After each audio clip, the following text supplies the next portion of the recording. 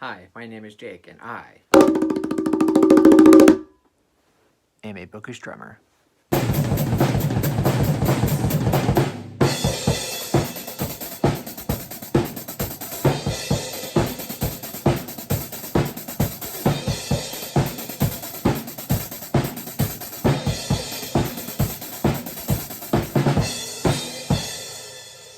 So for today's video, I'm going to be talking about all of my favorite horror books that are not written by Stephen King.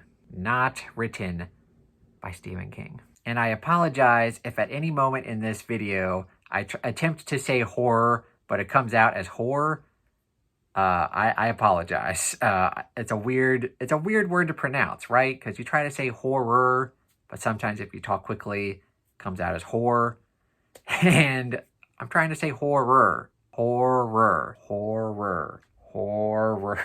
Anyway, I love the horror genre, and I especially love horror movies. I grew up watching horror movies as a kid, and for books, I do love horror, but horror books can definitely be hit or miss for me. And what I mean by that is that usually if I'm reading a horror book, I'm either going to love it and give it, like 4.5, 5 stars, or I'm just not connecting to it and I'm not connecting to the characters and I'm just not a huge fan of it. So it can be very hit or miss for me, even though it's one of my favorite genres. But for the purposes of this video, I'm going to be talking about all of my favorite horror books that aren't written by Stephen King. I love Stephen King, and I've been doing my ranking series for a while now, and I want to talk about some horror books that are not written by him. Anyway, enough of the preamble. Let's jump right into it.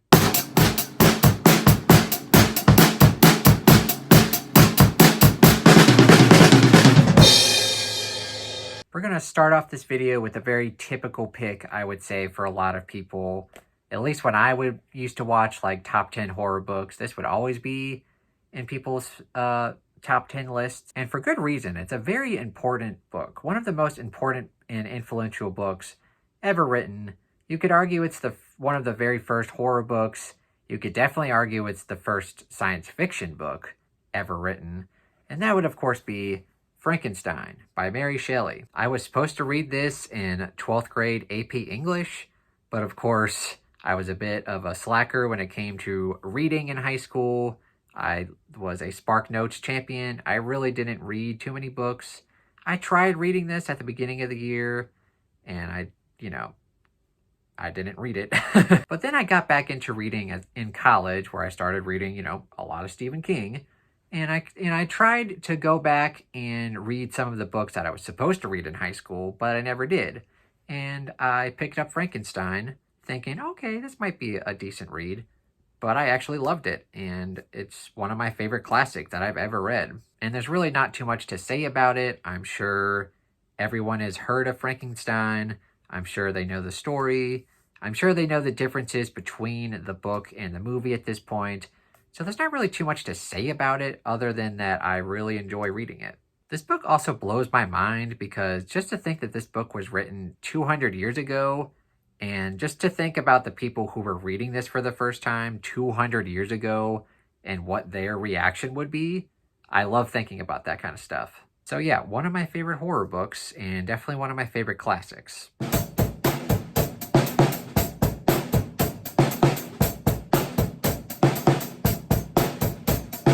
Another horror book that I read a few months ago that I really enjoyed is The Sunken Motel by Simone St. James. This is definitely a ghostly, haunted house kind of story, and it's pretty unique because it follows 2 different timelines. One of the timelines you follow is in present day, where you have this young college girl who's always been kind of interested in her aunt that disappeared back in the 80s, and she moves to this different place to try to find out more about her missing aunt. And then the other timeline is that missing aunt who went missing in the 80s, and you follow her life and eventually how she became missing. And I thought it was a clever way to tell the story. I will say I didn't really think this book was all that scary. It definitely had creepy moments, but the reason I enjoyed this book is the character works. The characters in here, especially the female characters, were very well written and they're very likable. or you have characters that you love to hate, and there were just tons of characters that I enjoyed in here. But definitely check this book out if you're at all interested in kind of haunted house stories or ghostly type stories, because this is a very good modern day version of that.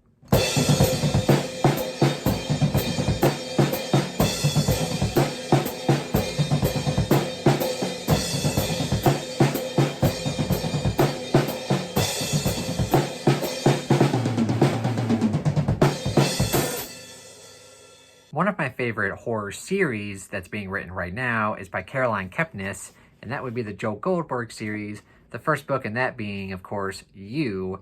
But my favorite in the series so far is her newest book, and it's the third book, and that would be You Love Me. I loved this book. So basically the series is about a guy named Joe Goldberg who owns a bookstore, and he has very sociopathic tendencies. He's definitely a stalker. And in the first book, he gets attached to this random woman who he sees pop into his bookstore, and he starts, following her around and just stalks her on Facebook and Twitter.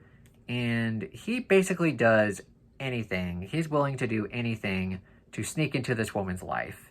And it's very creepy in that way, but also it's just a very good black comedy, and it has a lot of satire. It's one of the funniest series that I've ever read. And her newest entry in here, I feel, is her best so far. This book is hilarious. It's got terrific character work. It's got characters you love to hate. Even though Joe Goldberg himself is a criminal and he is a terrible person, you can't help but feel a little bit of empathy for him, because he's dealing with people that aren't necessarily terrible people, but they're terrible people. So for anyone who's interested in more of a comedic horror experience where there's definitely creepy moments, but there's also some kind of funny moments as well, definitely check out Caroline Kepnes, because she's awesome.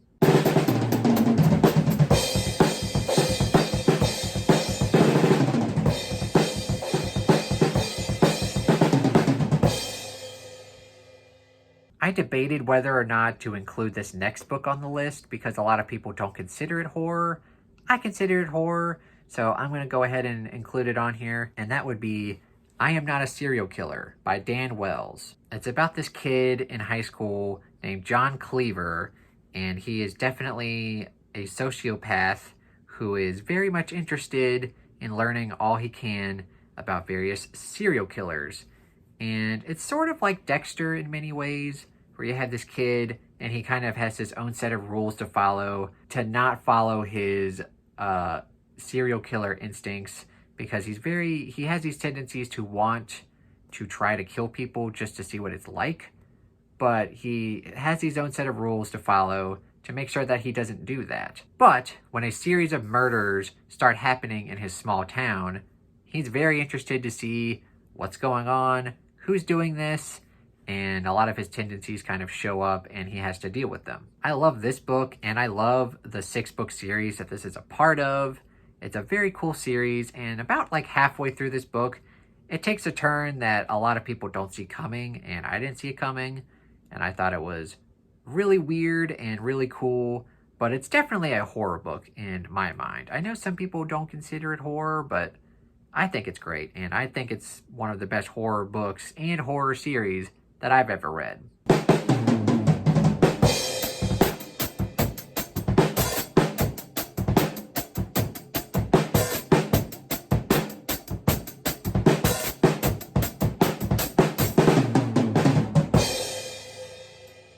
This next book is for people who really enjoy like the dark and twisted turns that a horror book can take. This book is very disturbing, and for anyone who likes that, they're probably going to love this book, and that would be The Butterfly Garden by Dot Hutchinson. This book follows a woman who's being interviewed by these 2 detectives because they're trying to find out more about this guy who's been kidnapping women and bringing them back to his mansion, to his butterfly garden. And what he does to these women is pretty horrific. He tattoos their backs to look like butterflies, and when he deems them too old, he kills them and preserves them permanently in his butterfly garden. and it's pretty horrific and disturbing. You learn a lot more about it through the character who's being interviewed. Her name is Maya, and she was there for years, and she figured out a way to escape, and you're basically getting her backstory into how she got there and her life dealing with this crazy guy, and it was just really enthralling. I will give a fair warning, this book is definitely not for the faint of heart. It has very disturbing imagery and very disturbing details that go along with it, and it's just a very dark and disturbing book. But if you're into that kind of stuff, this is definitely the book for you, because there's not a lot of books that I would say are darker than this one, at least from what I've read.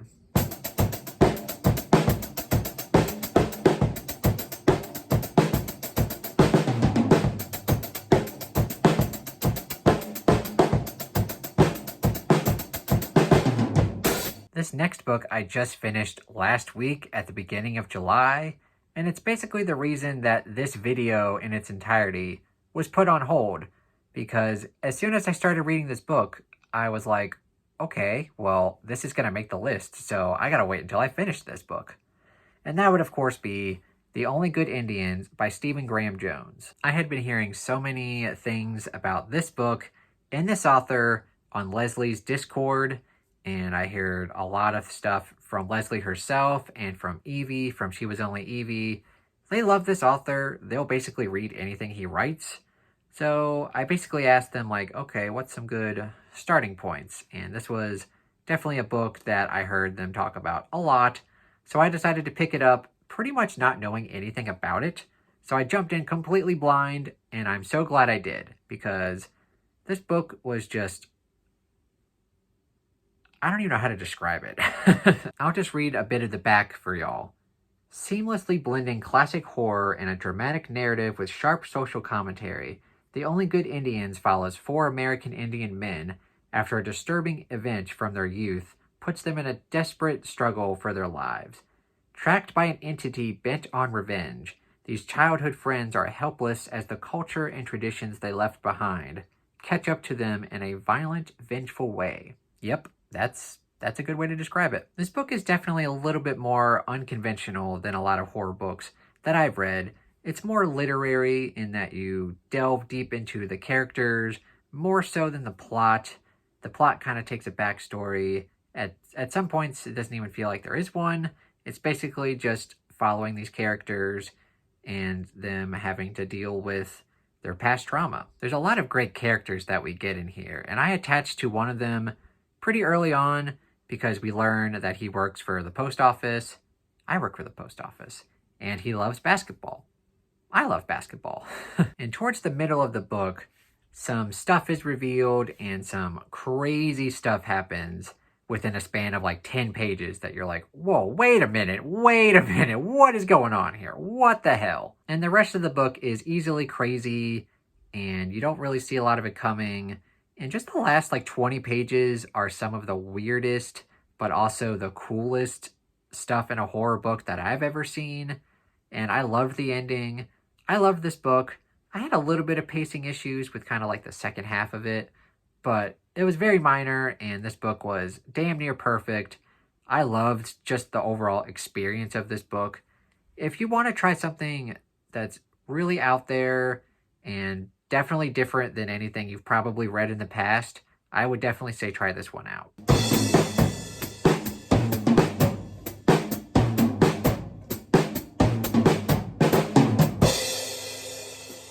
I also hesitated putting this next book on the list, but I had to just because it's one of my favorites, and I'll explain why I was hesitant, but let me just first say what the book is. That would be Mr. Splitfoot by Samantha Hunt. This book is really difficult to describe in any way because you don't really want to give anything away. And what I mean by that is that the first time I read this book, I went into it completely blind. I knew nothing about it, and I think that's the perfect way to go into this book. I really don't want to say anything about it, and I know a lot of people hate going into books not knowing anything about the book. They want to know something that'll pique their interest, but really all I want to say is that this is a very weird, eccentric literary horror novel. And if you're into that kind of stuff, definitely check this one out. It's got a quote on the back here that I think describes it pretty well. An American Gothic fever dream. And that's a perfect way to describe this book. It is definitely a fever dream of a novel. And it's always been one of my favorites. Again, it's one of those books that's a little bit harder to say is strictly horror. That's why I kind of categorize it as literary horror, because it definitely has horror elements to it, but it's definitely literary in the way that there's not a lot of plot happening. It's all kind of character driven and theme driven, and it's one of the best books I've ever read. Not even just one of the best horror books, just flat out one of the best books I've ever read. So I know I didn't really say a lot about the book itself, but if any of what I said interests you, please pick this book up because it's amazing.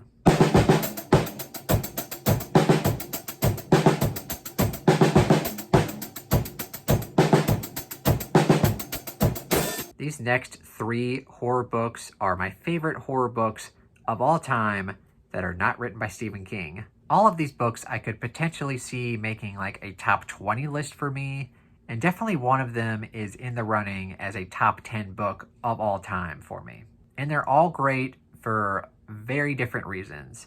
And the first book I'll have to talk about is Baby Teeth by Zoe Stage. This is definitely a horror book, but I'd say it's less of a scary, suspenseful book than it is more of a fun, exciting horror book. This was just a really fun book to read. It's about this little psychotic girl who loves to mess with her mom, and you get the story from both the little girl's and the mother's perspective of how the mom is trying to deal with this crazy little kid, and then the kid trying to plan and like doing all of these crazy things.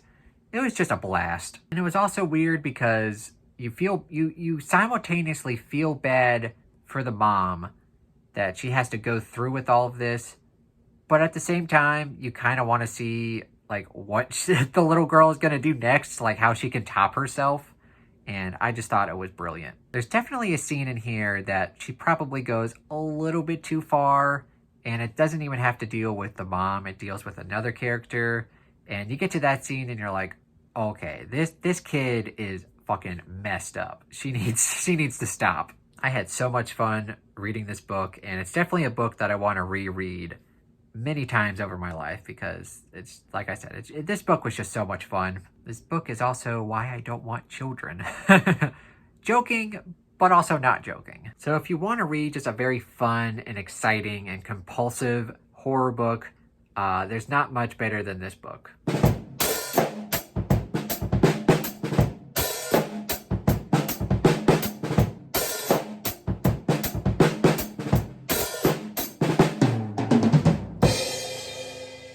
This next book I like to say is the creepiest book I've ever read. The distinction for the scariest book I've ever read will go to Misery by Stephen King, which is my second favorite Stephen King book of all time, which you will probably know if you watch my ranking series. But the distinction for the creepiest book I've ever read, the book that just filled me with dread, and the book that just really, really got under my skin and made me want to turn on the lights when I read the book, that would go to The Grip of It by Jack Zemk. And just from the looks of the cover, you know you're going to get into a creepy-ass book. As far as the premise goes, there's not really anything new or exciting here. It's basically just, a haunted house story. A husband and wife buy a new house, and creepy stuff starts happening. And that's essentially it. But the way that the book is written, the way that the author decides to tell the story is just very jarring, and it's very... You don't quite know what's going on. It's a bit of a fever dream, and you don't really have a good grasp on what exactly is happening. It's a very short book. It's not even like 300 pages, but it has like 80 or 90 chapters. So the chapters are really short and choppy, and they all flip back and forth between the perspective of the wife and the husband. So you're constantly getting someone else's different perspective. Boom, boom, boom. And it's really kind of hard to keep track of what is going on, what's real, what's not real, who's telling the truth, who's not, who's, you know, it's very weird that way, and I thought it was very cool. Even though this is my favorite, I'm not going to sit here and say that it's perfect. The ending is a little weird, but just my overall experience of reading this book, I usually don't get too scared. Even though I'm a huge horror fan and I love watching scary movies, I love reading scary books, I don't normally get like freaked out reading a book. But when I was reading this book, I couldn't help but just be severely creeped out by what was going on, and I just felt very creeped out, and I felt this book was just very unsettling. So just for that experience alone, this has to make my list, and it's just the creepiest book that I've ever read, and it's severely underrated and underhyped.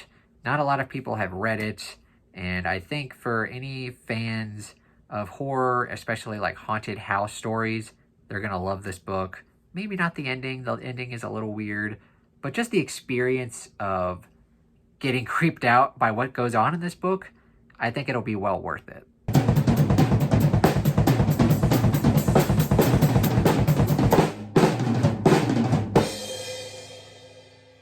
Not only is this next book one of my all-time favorite horror books, it's just one of my all-time favorite books in general, quite possibly a top 10 book for me, and that would be Imaginary Friend by Stephen Chbosky. I picked this book up because Jessie May from the BookTube channel, Jessie May, always raved about this book. It's her favorite book of all time, so I finally, a couple months ago, decided to pick it up and read it, and boy did I love it. I have a dedicated review for this on my channel. I'll link it down below for anyone who's interested in watching me rave about this book. Basically, all I knew about this book going in was that it was about a mom and son who moved to a new town, and very quickly the son disappears. They don't know where he went, and 6 days later, he's found with no, bodily harm to him.